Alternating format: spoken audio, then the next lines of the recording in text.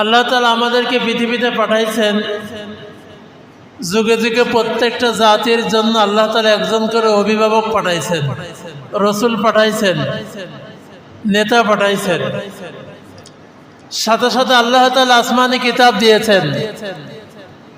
আমাদের জন্য আল্লাহ তাআলা সব থেকেই নবীদের নবী, নবীদের ইমাম জনাবে মুহাম্মদুর রাসূলুল্লাহ সাল্লাল্লাহু আলাইহি ওয়াসাল্লামকে আমাদের নবী হিসেবে আল্লাহ তাআলা দিয়েছেন।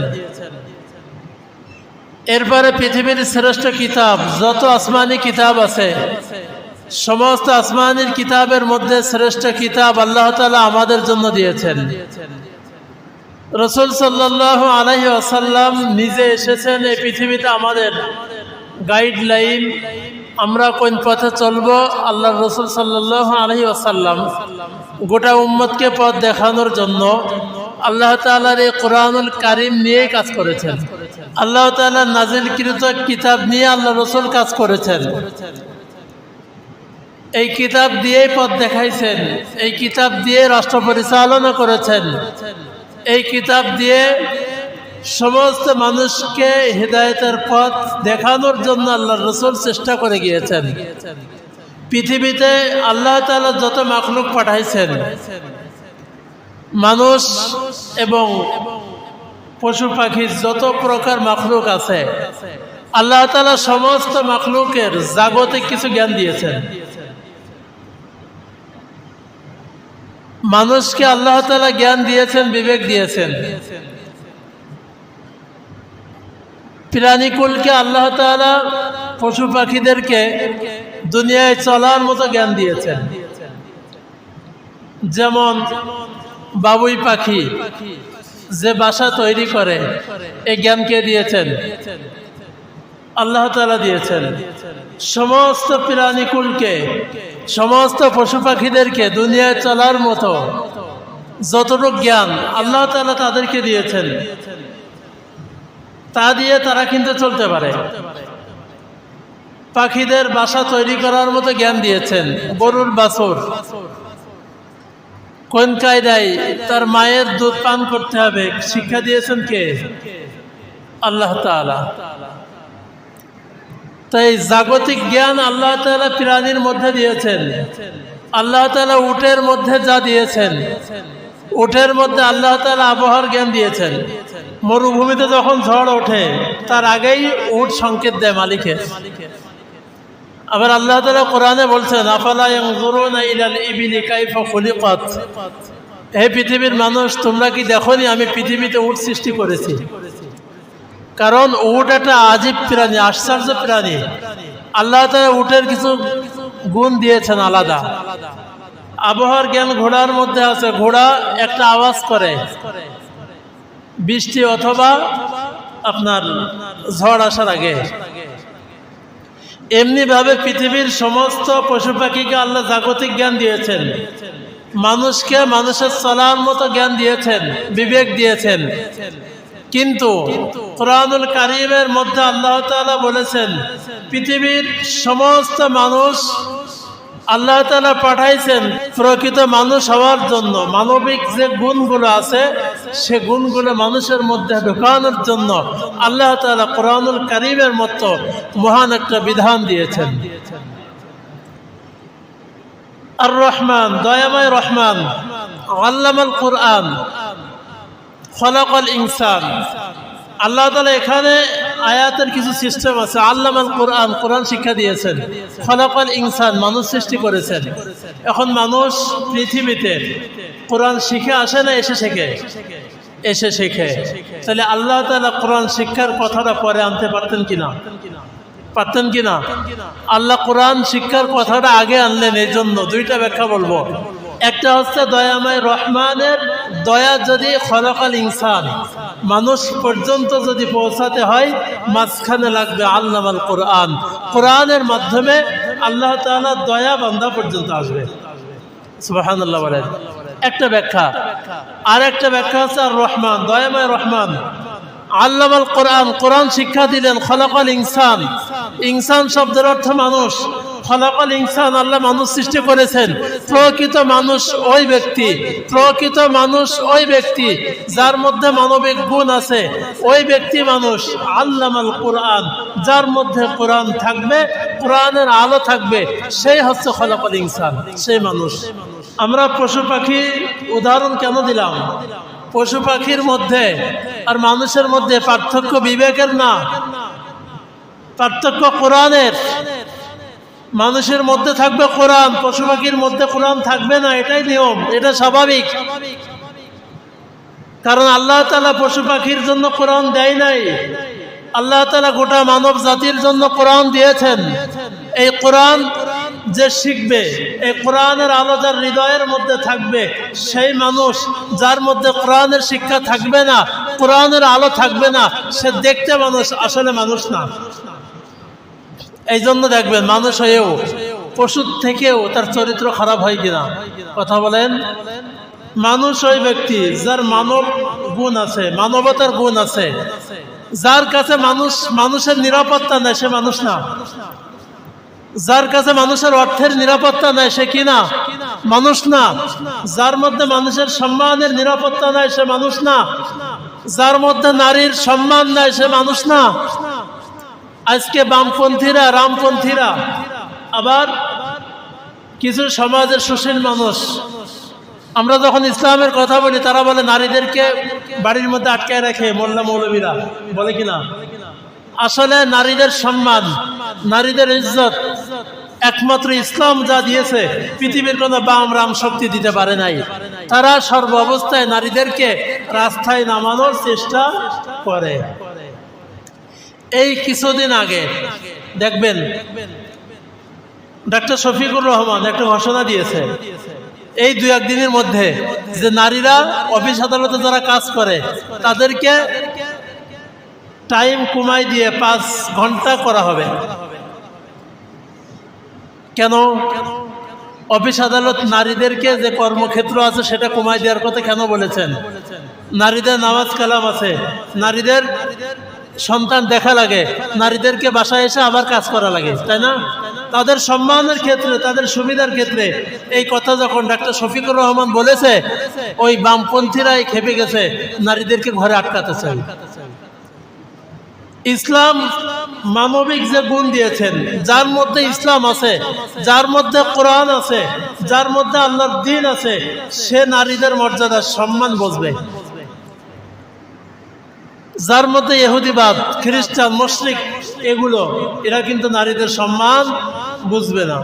দেখেন, এই জন্য আল্লাহ তাআলা বলেছেন আল্লামাল কোরআন, কোরআন শিক্ষা দিয়েছি। খলাকাল ইনসান, মানুষ সৃষ্টি করেছি। তাহলে মানুষের সাথে সম্পর্ক থাকবে কোরআনের। প্রথম শব্দটা রহমান, দয়াময় রহমান আল্লাহ। আল্লাহ তাআলা কোরআন দিয়েছেন। আল্লাহ তাআলার সাথে সম্পর্ক যদি কোনো বান্দা গড়তে চায়, কোনো মাধ্যম রাখবে না, একমাত্র কোরআনের মাধ্যমেই বান্দার সম্পর্ক কার সাথে হবে? কারণ রাসূল সাল্লাল্লাহু আলাইহি ওয়াসাল্লাম বলে দিয়েছেন, শয়তান যখন আল্লাহ তাআলার সাথে চ্যালেঞ্জ করেছিল, হে আল্লাহ, আমি আপনার থেকে আপনার বান্দাদেরকে সরাই দিব। সাহাবায়ে জিজ্ঞাসা করলেন, ইয়া রাসূলুল্লাহ, আল্লাহ থেকে বান্দাদেরকে শয়তান কিভাবে সরাবে? আল্লাহ রাসূল সাল্লাল্লাহু আলাইহি ওয়াসাল্লাম বলেছেন, হে আমার সাহাবায়ে কেরাম,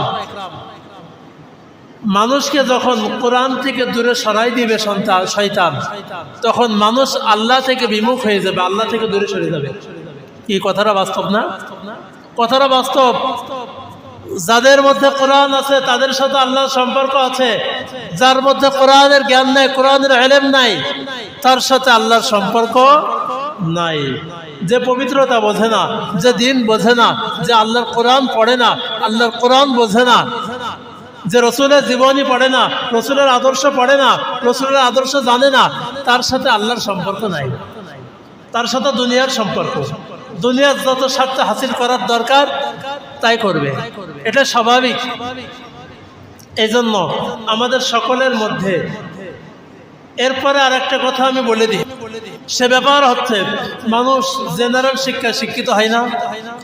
একজন ইংলিশ লেকচারার, ইংরেজি শিখেছে, ইংলিশের উপরে পাণ্ডিত্য, ওই ইংরেজির সাথে ইংলিশের সাথে যদি কোরআনের সম্পর্ক থাকে, ওই ইংলিশ লেকচারারের বা সে শিক্ষকের দাম হয় কি হয় না? একজন ডাক্তারি করছে, তার সাথে যদি কোরআনের সম্পর্ক থাকে, আল্লাহ তাআলার সম্পর্ক থাকে, তার দাম কি আল্লাহ তাআলার কাছে বেড়ে যায় কিনা? দুনিয়ার সমস্ত শিক্ষা, জেনারেল শিক্ষা, মানুষ যে বিষয়ে পড়াশোনা করুক না কেন, ইঞ্জিনিয়ার হবে, ডাক্তার হবে, ব্যারিস্টার হবে, ডিসি হবে, এসপি হবে, সমস্ত মন্ত্রণালয়ে চাকরি করবে, কাজ করবে, যদি এর পাশাপাশি সমস্ত কাজ করতেছে, এর পাশাপাশি কোরআনের সাথে আল্লাহ তাআলার সাথে যদি সম্পর্ক থাকে, তার মূল্য আল্লাহ তাআলার কাছে আছে না নাই? এটাই বোঝাতে হবে। সাধারণ মানুষের নিয়ে, জেনারেল মানুষকে নিয়ে কাজ করতে হবে। কেমন? তাদের কাজটা, জেনারেল মানুষ স্কুলে পড়ায়, কলেজে পড়ায়, ভার্সিটিতে পড়ায়, তার সাথে কোরআনের সম্পর্ক আমাদেরকে জুড়ে দিতে হবে এমনভাবে, তার হাত দিয়ে সে এবং তার ছাত্র যেখানে যে সেক্টরে যে কাজ করতেছে, তার মাধ্যমে যাতে মানুষ তৈরি হয়। আর মানুষ তৈরির কারখানা হচ্ছে কোরআনুল কারীম। এই কোরআনুল কারীম দিয়ে মানুষকে মানুষ বানাতে হবে, অমানুষকে মানুষ বানাতে হবে। যে সেক্টরে কাজ করে, যে সেক্টরে কাজ করে, চাকরি করে, সমস্ত জায়গায় যদি প্রত্যেকটা মানুষের মধ্যে কোরআনের জ্ঞান থাকে, আল্লাহ তাআলার সাথে সম্পর্ক থাকে, তাহলে সমস্ত জায়গায় মানুষ কি হয়ে যায়? মানুষ হয়ে যায়।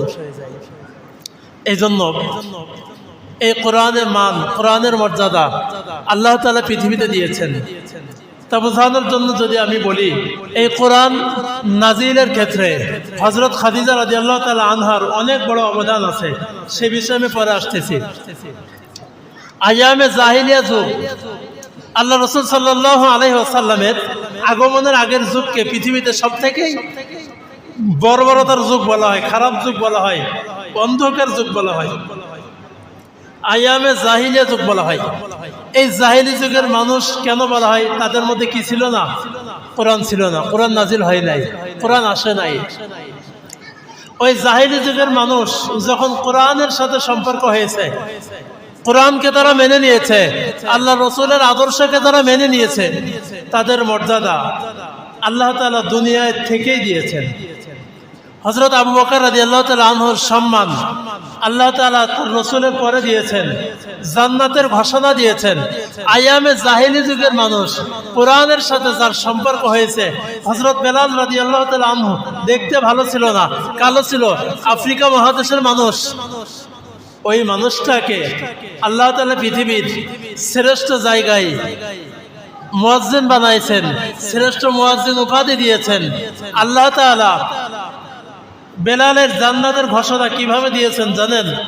হাদিসের মধ্যে আসছে, আল্লাহ রাসূল সাল্লাল্লাহু আলাইহি ওয়াসাল্লাম যে বাহনের উপরে উঠে জান্নাতে প্রবেশ করবে, ওই বাহনের সামনের লাগাম, দড়ি হযরত বেলাল রাদিয়াল্লাহু তাআলা আনহু টানতে থাকবে। এটা বেলাল রাদিয়াল্লাহু তাআলা আনহুর মর্যাদা। কেন? হাজারো কষ্ট উপেক্ষা করে কোরআনকে তারা বুকে ধারণ করেছে, হাজারো কষ্ট উপেক্ষা করে আল্লাহর রাসূলের আদর্শকে তারা ধারণ করেছে, হাজারো কষ্ট উপেক্ষা করে তারা আল্লাহর দ্বীনকে এই জমিনে বিজয় করার জন্য রক্ত দিয়েছে, জীবন দিয়েছে, এবং ঘর বাড়ি ছেড়ে মদিনা হিজরত করেছে, ঘর বাড়ি ছেড়ে হাবশায় হিজরত করেছে। এই হিজরতের ব্যাপারে যদি আমি বলি, খাইবার যুদ্ধের বিজয়ের দিন, কোন যুদ্ধের? খাইবার যুদ্ধের বিজয়ের দিন আল্লাহ রাসূল সাল্লাল্লাহু আলাইহি ওয়াসাল্লাম যুদ্ধে বিজয় হয়ে গেছে। খাইবারের যুদ্ধে আলী রাদিয়াল্লাহু তাআলা আনহু সেনাপতি ছিলেন। আল্লাহ রাসূল ঘরের ভিতরে বসা, 12 বছর পরে, কয় বছর পরে? 12 বছর পরে হযরত আবু জাফর রাদিয়াল্লাহু তাআলা আনহু, হযরত আলী রাদিয়াল্লাহু তাআলা আনহুর আপন ভাই, হাবশা থেকে 12 বছর পরে মদিনায় ফিরে এসেছে। কয় বছর পরে? 12 বছর পরে ফিরে আসার পরে জাফরকে আল্লাহ রাসূল সাল্লাল্লাহু আলাইহি ওয়াসাল্লাম ঘর থেকে বের হয়ে জড়িয়ে ধরলেন। আল্লাহ রাসূল এই কথা বলেছেন যে খাইবার বিজয়ের থেকে জাফর 12 বছর পরে আমার কাছে ফিরে এসেছে, আমি সব থেকে বেশি খুশি হয়েছি। এরপরে 2 দিন পরে জাফরকে মুতার প্রান্তরের সেনাপতি বানায় জিহাদের ময়দানে পাঠাইছেন। 12 বছর পরে আল্লাহ রসুলের সাথে 2 দিনের সাক্ষাতের পরে আবার জিহাদে যেয়ে শহীদ হয়েছে। এই হলো জাফর, এই হলো সাহাবাদের মর্যাদা, এই হলো ত্যাগ। এই জন্য আজকে আমরা কোরআন পড়তেছি, যে কোরআন দিয়ে নামাজ পড়তেছি, ও মুসলমান, এই কোরআন দিয়ে আল্লাহ সমাজ রাষ্ট্র পরিচালনা করার জন্য কোরআন নাযিল করেছেন। আর সাহাবা ইকরাম জীবন দিয়েছেন, রক্ত দিয়েছেন, শহীদ হয়েছেন, ঘর বাড়ি ছেড়েছেন, আপনজন ছেড়েছেন এই কোরআনকে বিজয় করার জন্য। আমি যে কথা বলছিলাম একটা বিষয়, খাদিজা রাদিয়াল্লাহু তাআলা আনহাকে আল্লাহ তাআলা কি সম্মান দিয়েছেন কোরআন নাজিলের ক্ষেত্রে। জাবালে সূর হীরা পর্বতে কোরআন নাজিল হলো, সূরা আলাকের প্রথম 5 আয়াত। আল্লাহ রাসূল বাসায় আসলেন, অনেক লম্বা কথা শুধু বোঝানোর জন্য বলছি। নবী হয়েছেন অনেক আগে, নবুয়তি প্রকাশ পাইছেন, নবুয়তের প্রকাশ ঘটাইছেন সূরা আলাকের কোরআন নাজিলের পরে। কোরআন নাজিল হয়েছে, আল্লাহ রাসূল নবীর বেশে নবুয়তি প্রকাশ পাইছেন, বাড়ি ফিরেছেন ঘরে। যতদিন হীরা গুহায় ধ্যানে মগ্ন ছিলেন, খাদিজা রাদিয়াল্লাহু তাআলা আনহা ওই 3.5 কিলোমিটার উঁচু পাহাড়ে আল্লাহ রসুলের খাদ্য পৌঁছা দিয়েছেন। ওই অবস্থায় আল্লাহ তাআলা আসমান থেকে তাকে সালাম পাঠাইছেন, তার জান্নাতের ঘোষণা দিয়েছেন। এরপরে খাদিজা রাদিয়াল্লাহু তাআলা আনহা সর্বপ্রথম এই কোরআনের, আল্লাহ রসুল আসার পরে কোরআনের দাওয়াত দেওয়ার পরে ইসলামের সর্বপ্রথম মুসলমান ইসলাম গ্রহণ করেছেন আম্মাজান খাদিজা রাদিয়াল্লাহু তাআলা আনহা। আল্লাহ রসুল সাল্লাল্লাহু আলাইহি ওয়াসাল্লামের বিবাহের অনেক লম্বা কথা আছে, আমি পরে বলবো, শুধু এতটুকু বলি। খাদিজা রাদিয়াল্লাহু তাআলা আনহা সম্পর্কে একটা বিষয় ইন্টারনেটে একটু তোলপাড় হচ্ছে, আমি বোঝানোর জন্য বলতেছি। কোরআন নাজিলের ক্ষেত্রে, কোরআন নাজিল হয়েছে, আল্লাহ রসুলের পাশে ছিলেন খাদিজা রাদিয়াল্লাহু তাআলা আনহা। কোরআন নাজিল হবে তখনও খাদিজা ইসলাম গ্রহণ করে নাই, কিন্তু খাদিজা রাদিয়াল্লাহু তাআলা আনহা মুশরিক ছিলেন না, তার ভাই ইনজিল কিতাবের আলেম ছিলেন। যাই হোক, আমি ওইদিকে যাচ্ছি না। খাদিজা রাদিয়াল্লাহু তাআলা আনহা ইসলাম গ্রহণ করেছেন। আল্লাহ রসুল সাল্লাল্লাহু আলাইহি ওয়াসাল্লাম নবী হওয়ার পরে, নবুয়তি প্রকাশ পাওয়ার পরে দাওয়াতি কাজ শুরু করলেন। দাওয়াতি কাজ শুরু করার সাথে সাথে কাফের মুশরিকরা মারতে শুরু করলো, নির্যাতন দিতে লাগলো। এরপরে আয়েশা রাদিয়াল্লাহু তাআলা আনহা এমনভাবে পাশে দাঁড়িয়েছেন, যদি মক্কার জমিনে 5 জন ধনাঢ্য ব্যক্তি ছিলেন, ধনী ব্যক্তি, তার মধ্যে একজন ছিলেন আম্মাজান খাদিজা রাদিয়াল্লাহু তাআলা আনহা।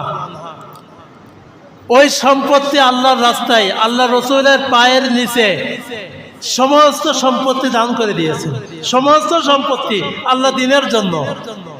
এরপরে আল্লাহ রসুল সাল্লাল্লাহু আলাইহি ওয়াসাল্লামের সর্ব অবস্থায় দিনের দাওয়াতের ক্ষেত্রে, কাজের ক্ষেত্রে সহযোগিতা করেছেন, পাশে থেকেছেন।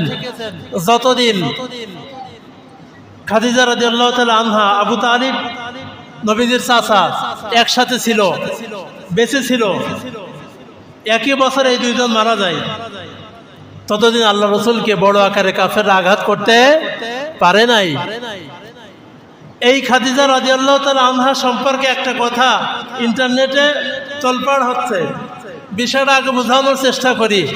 খাদিজা রাদিয়াল্লাহু তাআলা আনহা কোরআনের উপরে কি ঈমান এনেছে না আনে নাই?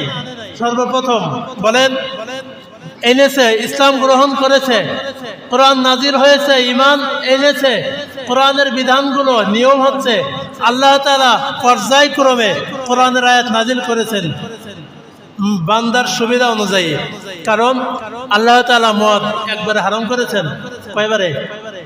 মদ হারাম হয়েছে 3 বারে। শুধু মদ হারাম হয় নাই, মদের যে পাত্রটা ছিল সেটাও আল্লাহ হারাম করেছেন, যাতে পাত্র দেখলে মদের কথা মনে না হয়। এইভাবে আল্লাহ তাআলা যুগে যুগে পর্যায়ক্রমে প্রেক্ষাপটে বান্দার সুবিধা অনুযায়ী আল্লাহ কোরআন নাজিল করেছেন। কিন্তু খাদিজা রাদিয়াল্লাহু তাআলা আনহার জীবদ্দশায় কোরআনের সব বিধান নাজিল হয় নাই। কোরআনের সব বিধান নাজিল হওয়ার আগেই খাদিজা রাদিয়াল্লাহু তাআলা আনহা মারা গিয়েছেন, পৃথিবী ছেড়ে চলে গিয়েছেন। তার ব্যাপার হচ্ছে এখন নামাজ ফরজ হওয়ার আগে তিনি চলে গিয়েছেন, রোজা ফরজ হওয়ার আগে কিন্তু তিনি চলে গিয়েছেন, যাকাত ফরজ হওয়ার আগে কিন্তু তিনি চলে গিয়েছেন। কিন্তু যাকাতের ব্যাপারে যদি বলতে হয়, তার সমস্ত সম্পত্তি কি তিনি দান করে দিয়েছিলেন। যাই হোক, তিনি বিধান নাজিল হওয়ার আগে এই পৃথিবী ছেড়ে চলে গিয়েছেন। এই জন্য পরবর্তীতে এই কোরআন আস্তে আস্তে বিধান নাজিল হয়েছে। তার কিন্তু কোরআনের উপরে পূর্ণ ঈমান ছিল, ঈমান এনেছিল। কিন্তু মূল ব্যাপার হচ্ছে খাদিজা রাদিয়াল্লাহু তাআলা আনহা জীবনে নামাজ পড়ে নাই। ভাষাটা এরকম, রোজা রাখে নাই, হজ করে নাই, যাকাত দেয় নাই। এরকম ভাষায় একজন আলেম বুঝাতে গিয়ে এভাবে বলেছেন, তার হজটাকে সম্পূর্ণ না ছেড়ে একটু কাটা হয়েছে। বর্তমান সমস্যা হচ্ছে যারা হজ করে, হজ হালকা কেটে মানুষকে বিভ্রান্ত করে, ঠিক না? কিন্তু কেউ যদি ভুল করে, তার ভুলকে সমর্থন করা যাবে না। মূল ব্যাপার হচ্ছে খাদিজা রাদিয়াল্লাহু তাআলা আনহা নামাজ পড়েনি একথা আমরা বলবো না, কারণ তিনি সর্বপ্রথম ইসলাম গ্রহণ করেছেন, কোরআনের উপরে ঈমান এনেছেন। তিনি বেঁচে থাকলে অবশ্যই নামাজ পড়তেন, তিনি বেঁচে থাকলে রোজা করতেন, তিনি বেঁচে থাকলে যাকাত দিতেন, তিনি বেঁচে থাকলে কোরআনের উপরে যে ঈমান এনেছে, কোরআনকে ভালোভাবে তিনি মেনে নিতেন। এটা হচ্ছে আল্লাহ তাআলা যে বিষয় খাদিজা সম্পর্কে বলেছেন, যে খাদিজা সম্পর্কে আল্লাহ তাআলা সালাম পাঠাইছেন, জান্নাতের ঘোষণা দিয়েছেন। এটা হচ্ছে খাদিজা রাদিয়াল্লাহু তাআলা আনহার সম্মান, মর্যাদা। এই জন্য এই বিষয়টাকে কেন্দ্র করে আমরা কারোর উপরে হিংসা বিদ্বেষ ছড়াবো না। কারণ খাদিজা রাদিয়াল্লাহু তাআলা আনহা সম্পর্কে এবং সাহাবা ইকরামদের সম্পর্কে, নবীদের সম্পর্কে কথা বলতে গেলে সব থেকে বড় সতর্ক হতে হবে আমাদের। আপনি আমার সম্পর্কে কথা বলবো, আপনার সম্পর্কে কথা বলবো, এতে সতর্ক যতটুকু লাগবে, অবশ্যই একজন মুমিনের ব্যাপারে কথা বলার ক্ষেত্রেও সতর্ক থাকতে হবে। আর সাহাবা ইকরাম, আল্লাহ রাসূলের স্ত্রী এবং সাহাবা ইকরামের ক্ষেত্রে, আল্লাহ রসুলের ক্ষেত্রে সর্ব অবস্থায় কথা বলতে গেলে কি করতে হবে? সতর্কতা অবলম্বন করতে হবে। এই জন্য কেউ যদি তাদের সম্পর্কে বাজে মন্তব্য করে, সেটা আমরা মানব না। আর আলোচনার ক্ষেত্রে কেউ যদি ওয়াজ কেটে বিভ্রান্ত করে, সেটা আমরা কি করবো? যাচাই করব।